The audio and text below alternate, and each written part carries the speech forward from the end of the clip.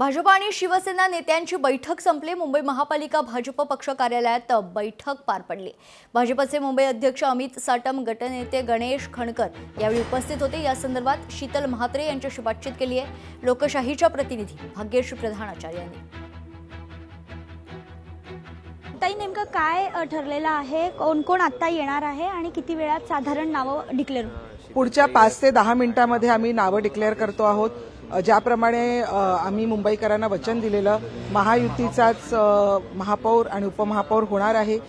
भगवा फडकलेलाच आहे आणि मला असं वाटतंय की पुढच्या 10 मिनिटातच आम्ही एकत्र संयुक्तरित्या शिवसेना आणि भाजप एकत्रितरित्या आम्ही प्रेस कॉन्फरन्स घेऊन आम्ही नावांची घोषणा करणार आहोत। काही एक वेगळा प्रश्न आहे की ठाकरे गटाकडनं देखील तयारी सुरू झालेली पाहायला मिळते।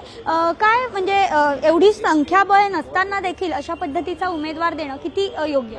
मला वाटतं हा प्रश्न तुम्ही त्यांनाच विचारला तर बरं आहे की ते कुठल्या हिमतीवर हे उमेदवार देत आहेत।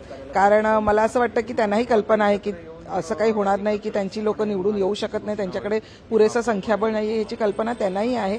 पण मला असं वाटतं इच्छा असते, स्वप्न असतात, त्या पद्धतीने ते स्वप्न पूर्ण करण्याचा प्रयत्न करत असतील। नक्कीच सर, आपण बघतोय की पुढच्या 5 ते 10 मिनिटांमध्ये नाव जे आहे महापौर आणि उपमहापौर पदाचं ते जाहीर होईल अशी माहिती आता शिवसेनेच्या प्रवक्त्या शीतल म्हात्रे यांनी दिलेली पाहायला मिळते। व्हिडिओ जर्नलिस्ट अनिकेतसह मी भाग्यश्री प्रधान आचार्य, लोकशाही न्यूज, मुंबई। लोकशाही मराठी ऐका, पहा, जागरूक रहा।